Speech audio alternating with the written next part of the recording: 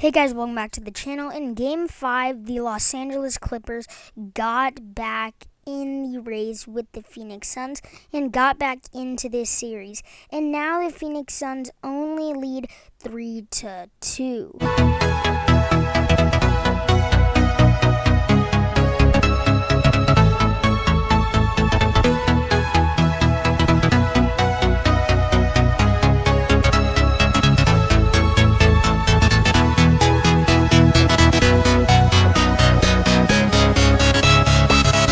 Paul George had an insane game in Game 5 of this series. After going down 3-1 on the LA Clippers, Paul George decided that he was not going to let the LA Clippers win in 5 games.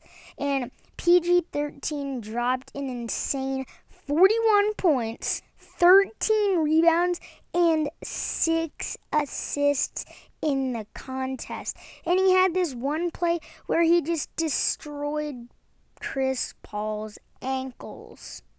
The Clippers got an early lead in Game 5 and led 16-5 a few minutes into the game. But Phoenix got back into it in the second quarter, and in the second half, they were down by just 1 point until Chris Paul hit a jumper to give them their first lead of the game. But it would be their only lead of the game, as the Los Angeles Clippers continued to fight back and would knock down shot after shot. Mr. June, also known as Reggie Jackson, put up 23 points, 5 rebounds, and 3 assists in the game. Marcus Morris put up 22 points, 3 rebounds, and 2 assists. DeMarcus Cousins surprisingly had a pretty good game and had 15 points, 3 rebounds, and 2 assists. Halfway through the third, the Clippers led by about 5, but then Chris Paul lobbed it to DeAndre Ayton to cut the lead to 4.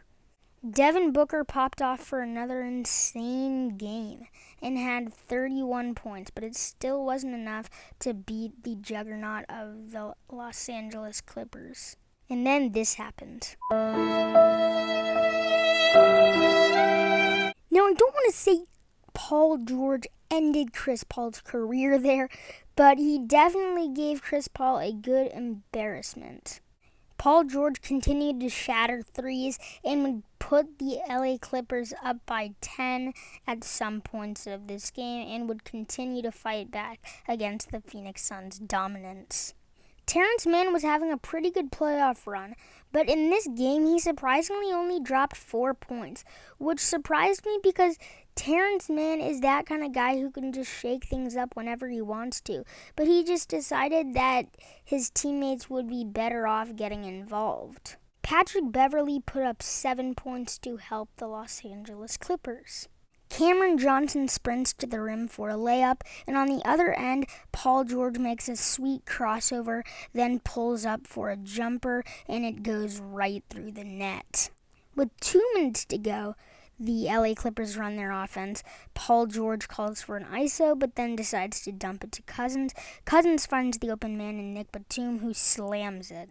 Paul George, I feel like, is just one of those players who can heat up at any moment. I mean, we saw him just get destroyed in the playoffs last year by the Denver Nuggets. I mean, they had a juggernaut of Jamal Murray and Nikola Jokic. But this year, he has been absolutely incredible in the playoffs, and that's what Paul George can do to you. I don't understand why Paul George does this. He just has these horrible playoff performances one year, and then can just pop off in the playoffs the next. It's just really weird to me because usually players are either a playoff player or not a playoff player. A good example of not a playoff player is Kyle Lowry, and a good example of a playoff player is Damian Lillard. So it's extremely weird to me that Paul George can become a playoff player at some times and then cannot. I mean, this was a great example of that. He had 41 points tonight. And then in the playoffs last year, there was a game where he scored just 10. So it's been up to Reggie Jackson a lot to help the Los Angeles Clippers win. With Kawhi Leonard going down with an injury, Mr. June has been able to take control of his role and been able to knock down jumpers. And that's what Reggie Jackson does. He is an all-time playoff player.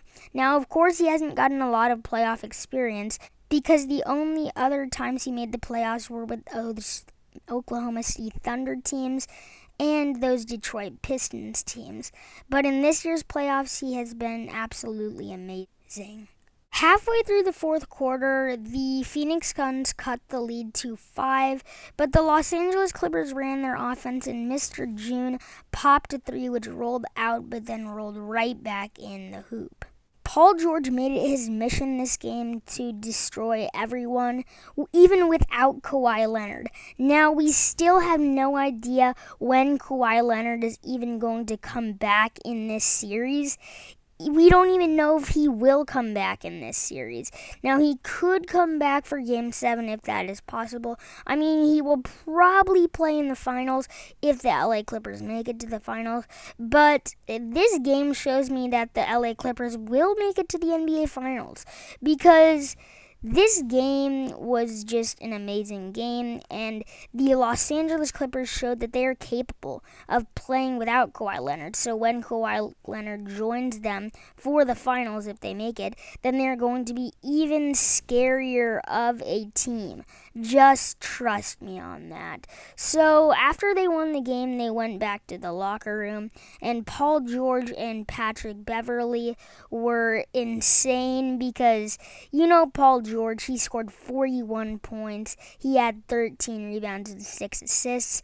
And then Patrick Beverley goes back to the locker room like he always does, hyping his teammates up and stuff like that.